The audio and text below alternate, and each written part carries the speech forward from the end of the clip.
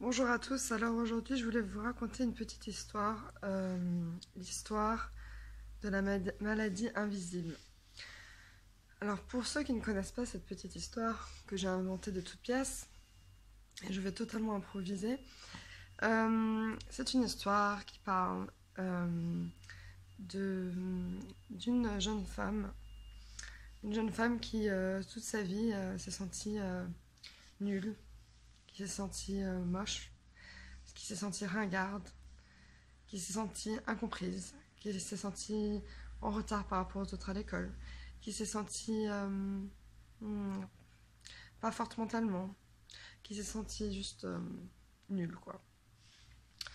Et un jour, après toutes plein de d'horreurs qui lui sont arrivées, et je ne peux même pas les dire tellement c'est horrifiant, des gens qui lui ont fait du mal, des gens qui l'ont manipulé, des gens qui, en bref, l'ont traité comme de la un jour, elle rencontra un beau jeune homme à travers quelqu'un d'autre. Et cette personne m'a fait voir les choses différemment. Surtout, cette personne est un ami très cher, que je ne connais pas depuis si longtemps que ça, mais il a changé ma vision de la vie. Enfin, je dis, la jeune femme qui rencontre ce jeune homme discute longuement avec lui à plusieurs reprises. Et il y avait une photo de cette jeune femme sur la bibliothèque. Euh, cette photo, c'était une photo d'un photoshoot. Mais quand il prit la photo dans ses mains, et il dit à la jeune femme, comment tu te trouves sur cette photo? Et elle lui dit, je me trouve moche parce que mes bras sont trop... Parce que la fille a dit, mes bras sont trop gros. Il lui a dit, écoute, il y a des milliards de jambes, comme des milliards de bras, et il n'y a qu'un seul visage, c'est le tien. Il a dit, et tu es belle. Alors, c'est vrai que la jeune femme avait du mal, a toujours eu du mal, ou même tout le temps, enfin, elle ne s'est jamais considérée comme belle. Mais là, sur cette photo, elle a complètement eu une vue qui a changé, et elle s'est trouvée belle. Ensuite, il lui a aussi dit que la vie des autres, elle peut elle, elle peut les ignorer, puisque de toute manière, elle vaut parfois plus que certaines personnes qui la critiquent et qu'elle pense qu'elle est inférieure ou plus nulle qu'eux. En bref, cette personne est très bienveillante, était très bienveillante envers elle et lui a fait changer la vue de tout. Et cette personne, c'est une personne cérébro-lésée qui a eu un accident de moto il y a plusieurs années depuis. Et, euh, et maintenant, il est en chaise roulante. Donc, bien sûr, pour toute confidentialité, je ne dirai pas son nom. On l'appellera Julien. Et Julien est devenu très proche de Alexia. Et Alexia a changé de regard sur le monde, sur elle-même, grâce à cette rencontre. Et ce Julien en chaise roulante, alors ça c'est l'histoire vraiment que je voulais raconter, c'est quand Julien et Alexia se baladent avec... donc il y a Julien dans la chaise roulante, tout le monde le regarde, lui sourit, il sourit à tout le monde, il fait des checks à des inconnus, il parle à des inconnus, il fait rire, il est très drôle. Julien est très drôle. Et Alexia l'adore, parce qu'il fait rire tout le monde. Et tout le monde l'adore. Et tout le monde l'écoute. Et tout le monde le regarde avec de l'empathie. Et tout le monde prend le temps pour l'écouter. Et il est vraiment super, c'est vrai. Le problème, c'est que Alexia, qui est derrière la chaise roulante, qui le pousse, ou qui l'accompagne à table pour boire un verre, etc., elle se sent bizarre. Elle ne comprend pas pourquoi tout le monde a de la compassion pour lui, alors qu'elle-même a aussi une pathologie. Elle est bipolaire. Sauf que c'est une maladie invisible. Et Julien, c'est une maladie visible, puisque il parle d'une certaine manière, soit dans une chaise roulante ou avec une canne, et a des trous de mémoire, etc. Donc on le voit, on l'entend. on le ressent. Alexia, on ne le voit pas, on ne l'entend pas tout le temps, parfois quand elle s'énerve, mais c'est pas si souvent que ça. Donc Alexia, elle est complètement ignorée par tous. Personne ne voit qu'elle est pas bien. Parce que de l'extérieur, elle peut même faire semblant parfois, sourire quand on lui demande si elle va bien, alors qu'en fait, elle est au fond du trou, soit en dépression, soit ça va à 1000 à l'heure, mais elle veut pas le montrer. Dans tous les cas, ou délirante même, elle est pas bien. Et personne ne la regarde avec un regard compatissant. Même quand elle le dit, pas de compassion. Donc, dans un sens, elle est jalouse de Julien. Bon, pas tant que ça, parce que il est quand même dans une chaise roulante. Mais lui, il a toute l'empathie du monde. Tout le monde est là pour lui. Tout le monde lui serre la main. Tout le monde rigole. C'est vrai qu'il est très drôle, Julien. Et Alexia, elle est pas très... si, elle rigole. Et puis, elle rigolote. Et puis, elle fait rire les gens. Mais personne ne veut d'elle parce que sa pathologie, c'est trop lourd. C'est trop lourd. Alors que lui, non. C'est pas trop lourd. Il a de petites copines pendant longtemps.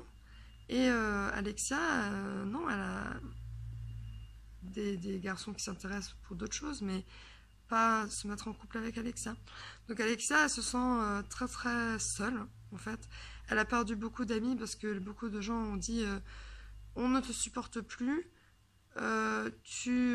j'espère que tu t'en sortiras, mais sans nous. Donc elle a perdu beaucoup d'amis. Alexia, elle est très très seule. Il lui reste que quelques amis, même pas, et qu'elle voit pas vraiment. Donc elle est très seule. La seule personne qui est là pour elle, donc c'est cette personne, Julien, mais qui au final elle ne voit pas si souvent que ça. Mais dès qu'elle sort, c'est comme Walt Disney, quoi. Tout le monde est gentil, tout le monde il est beau, tout le monde c'est des bisounours. Par contre, pour Alexia, c'est un enfer. Enfin, dans sa vie à elle, dans la vie quotidienne. Les gens la regardent bizarrement, c'est l'inverse de l'empathie. Ils n'ont aucune empathie, ne comprennent pas pourquoi elle agit comme ça. Donc, pour finir l'histoire, Alexia, la seule personne qu'elle a dans sa vie, c'est sa maman. Et sa maman a la même pathologie, donc c'est la seule qui la comprenne. Vraiment. Et au final, Alexia, elle se rend compte que personne ne comprendra jamais, parce qu'on ne peut pas ressentir quelque chose qu'on n'a jamais ressenti. Mais Alexia, à travers Julien, a vu les deux choses. La première, c'est que lui, après son accident, il voit les choses complètement différemment. Il est complètement désinhibé. Il n'a aucune timidité. Il parle à tout le monde, dans la rue, dans les bars, partout. Et tout le monde attend qu'il ait fini sa phrase, même si ça prend au moins 5 minutes pour qu'il finisse sa petite histoire. Il fait parfois peur aux enfants, parfois d'autres enfants rigolent, ou peu importe. Mais il parle à tout le monde, tout le monde est là, et il l'écoute. Et Alexia, personne l'écoute, elle. Parce qu'elle, ça se voit pas qu'elle est malade. Ça se voit pas. Donc elle est invisible. Donc au final, la maladie invisible, ça rend la personne invisible. À part quand elle crie. Et quand elle crie, là, on croit qu'elle est hystérique. Elle n'est pas hystérique, elle est énervée contre la terre.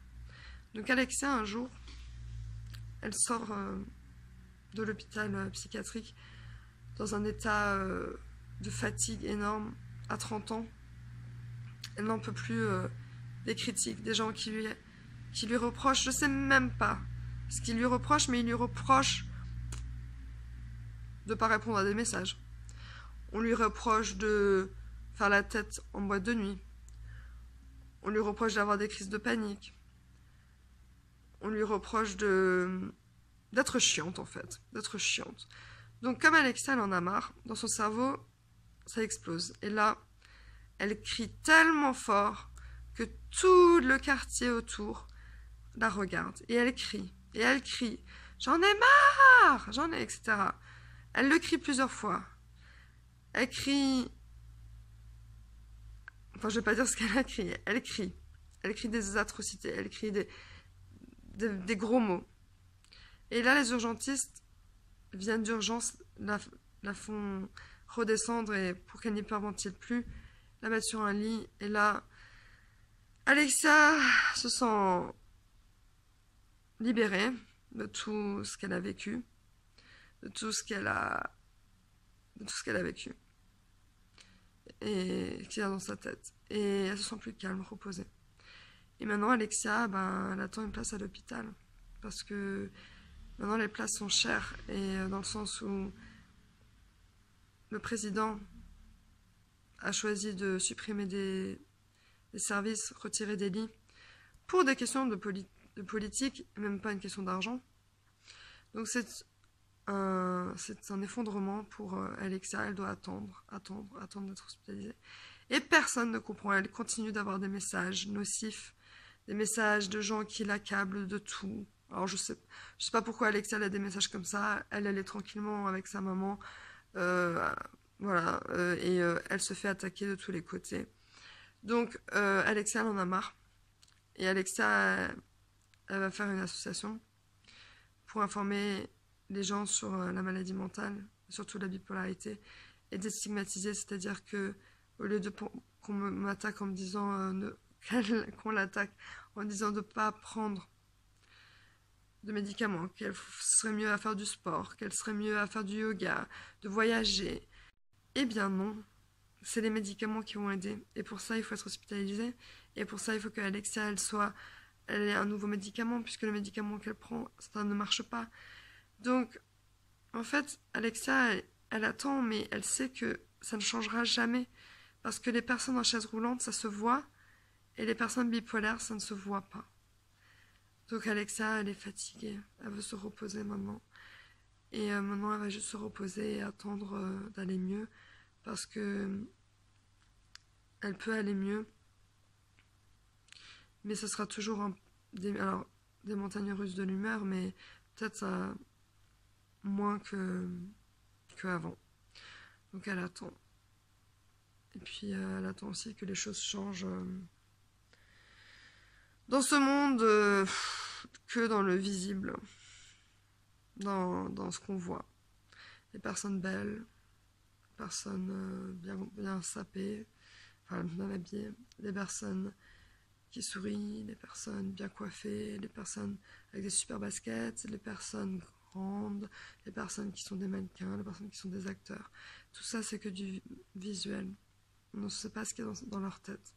Et pourtant, si vous saviez, toutes les célébrités qui étaient ou qui sont bipolaires, Amy Winehouse, Ray Charles, Ben Stiller, enfin Jean-Claude Van Damme, enfin elle le voit, elle, qui sont pas bien, mais qui sont malades. Mais les autres pensent que c'est des gens loufoques. C'est pas vrai. Bref, pour finir cette petite histoire, Alexia aura appris beaucoup de choses auprès de Julien, qui lui a montré qu'il fallait pas avoir honte. On peut pas. Le problème, c'est que les bipolaires, s'ils agissent comme lui, on nous prend pour des fous. Alors que lui, c'est normal, il est dans une chaise roulante. Mais Julien, il ne voit pas ça. Il ne voit même pas que lui a toute l'adulation, la compassion et que Alexia, elle a rien. Elle a rien. Voilà. Donc c'est un peu une triste fin, mais elle va aller mieux avec son association. Elle va pouvoir parler et peut-être fonder une fondation ou je ne sais quoi. Et pouvoir parler de ce trouble dans le monde entier d'une manière empathique, avec de la compassion et d'une manière bienveillante. Donc Alexia est quand même contente. Quand elle sortira de l'hôpital, elle aura un beau projet. Voilà, donc c'est quand même une belle fin. Et si ça vous a plu, putain, pardon pour le gros mot, ça a duré 15 minutes là. Ok, donc pour l'histoire de 15 minutes, voilà, Alexa se retrouve et est très contente du futur. Et le passé, c'est le passé. Et comme on dit toujours, la roue tourne. Voilà, gros bisous. J'espère que vous avez aimé cette petite histoire. Et si vous y reconnaissez. Bisous!